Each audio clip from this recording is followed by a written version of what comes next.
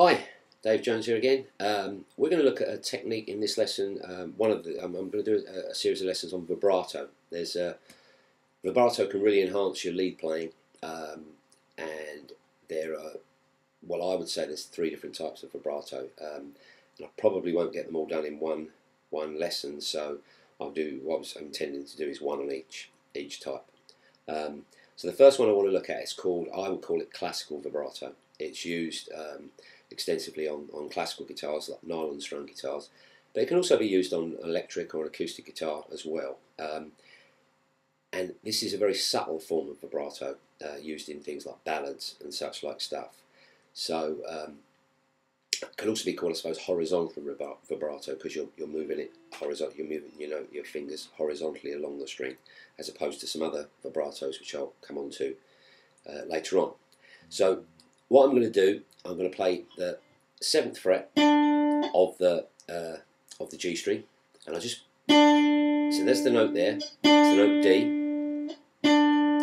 So that you hear the note with no vibrato, and then what I'll do is I'll just add vibrato as we go. So, and you can hear that it can make the note sound slightly more interesting. I'll do a close-up in a minute, but if you notice the hand there, I'm not actually holding on with anything apart from my 3rd finger, which is fretting the note. I've released my thumb completely from the back of the guitar in order that my hand can vibrate like this. And what's happening when my hand's vibrating is very, very minutely, I'm shortening the length of the string and lengthening the length of the string as I move my hand like this, which is increasing the pitch and reducing the pitch, which gives that subtle vibrato effect.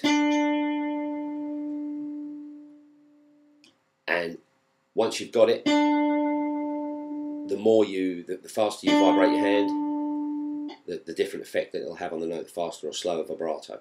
And it's worth practicing this with all your fingers. Once you can do it with one of your fingers, and you've got the technique under your hand of moving your hand, then you can try your other fingers. So I'll just go to a close-up of it. And one thing I would say with this is, because your whole hand's off of the fingerboard and you're just using your finger, you need to use this hand, let's get in shot here, your fretting arm. I'm finding that you put more pressure on the guitar in order to, because if you don't put any pressure on the guitar, as you press with this hand, your guitar's going to fold into your body like this. So keeping that pressure on there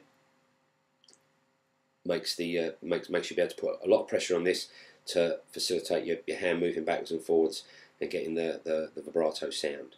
So if I just do a close-up, just so you can show the hand position of this classical or maybe horizontal vibrato. Okay, so here we are, 7th fret on the G string, the note D. And as you can see, if you can see the shot there, there's none of my hand apart from my 3rd finger. It's the only part of my fretting hand that's actually touching the guitar in any way. And that's the slow vibrato. And you can experiment between subtle, slow movements or quick movements for different types of effect. And when you've got the movement, you can just a little exercise. I'm starting at the 5th fret now with my 1st finger, and I'm going to apply the vibrato again. No thumb behind the back there. 1st finger, 2nd finger at the 6th fret, 3rd finger at the 7th fret, little finger at the 8th fret, back down.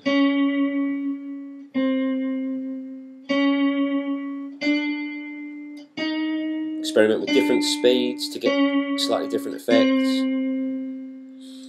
And that's what I would call classical or horizontal vibrato along the strings, by moving your fingers backwards and forwards. Okay, yeah, like I say, it's a very subtle form of vibrato, but it can certainly enhance any lead playing, particularly in ballads and slow tunes. Probably not much use, or as much use, in sort of rock or blues. But once you've got the technique, do practice it. I don't know if you're following some of these lessons on string bending and stuff, and other various techniques. Do practice it in different places on the fingerboard, because as you come nearer, your hand position needs to change very slightly. It sort of feels a bit different. Practice it down here, all at different places along the fingerboard until you feel totally comfortable with the technique. So I hope you found that useful, and I'll see you again sometime.